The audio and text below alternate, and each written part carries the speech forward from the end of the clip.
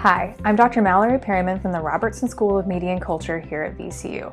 I study media and politics, and one of the biggest questions I try to answer in my research is, why are people so frustrated with the media, especially when it comes to news coverage of major events like the 2020 election? So let's go through 3 common complaints that people have about election coverage, and I'll try to give you some insight into why news is the way it is. Number 1 complaint: election coverage is too negative. Take a look at this graph from the Shorenstein Center showing negative and positive news coverage about Hillary Clinton and Donald Trump during the 2016 election. Yeah, it leans toward negative for both candidates. And that's nothing new. Content analyses show that U.S. election coverage has become increasingly negative since the 1970s. But why? One explanation is that journalists have doubled down on their role as government watchdogs. When holding public officials accountable, that often means reporting news that wouldn't be cleared through a candidate's PR team. Another explanation is the economic incentive to focus on the bad. Advertising revenue is just not supporting news the way it once did, and newsrooms are increasingly having to focus on content that gets clicks. Audiences say the news is too negative, but they also consume a lot of negative news. There's just a basic psychological instinct towards surveilling threats in the environment, and that often means clicking on those negative news stories. Of course, it also matters how you define negative. Defining the tone of a news story can be tricky, and doing it for thousands of news stories across thousands of news outlets is a really big project.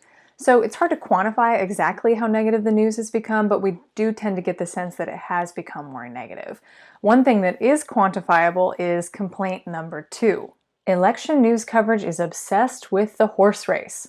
Horse race coverage tends to frame an election as a game or a strategy where there's a losing team and a winning team. It focuses a lot on polling and who's ahead or behind.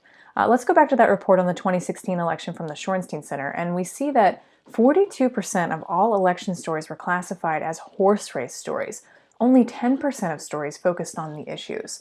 So what's up with that? Well, you have to think about how a newsroom works.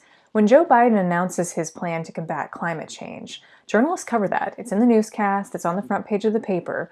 But 3 days later, what's the headline? Is it something like Joe Biden still has a plan on climate change?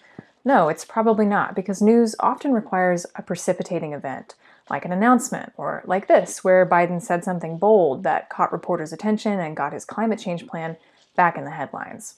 Polls, on the other hand, well, there's a lot of them, and they're always new, especially in battleground states. When you're a journalist short on time and you're looking for a fresh and objective way to talk about the election, polls are really appealing. And just like with negative news, audiences do tend to click on those horse race stories. They want to know who's going to win. And finally, the biggest complaint about election news coverage: the media is biased against my candidate. I taught an entire class on this complaint, but let me try to condense it into a 2-minute explanation. First, what do we mean when we say media? When I ask people in a few different surveys what they think of when they think of media, they overwhelmingly say cable news, specifically CNN, which is actually really strange when you consider that a vast majority of Americans do not regularly consume cable news. Nightly TV news from the major networks and local news are far more popular than cable news. Cable, whether it's CNN or Fox or MSNBC, is not representative of how most media organizations work. Most of the media is local, and surveys show people actually like their local news sources. There's even some data on this from the Richmond area. 81% of folks in this area say local outlets report news accurately, and 71% say they deal fairly with all sides. Second, let's talk about the word biased. Bias used to be a pretty serious accusation, but there's some evidence that it may just mean news I don't like to some people. And even for researchers, defining bias is really hard. Is it how much space each side gets in a story? Is it the tone of the headline? Is it the overall frame of the story?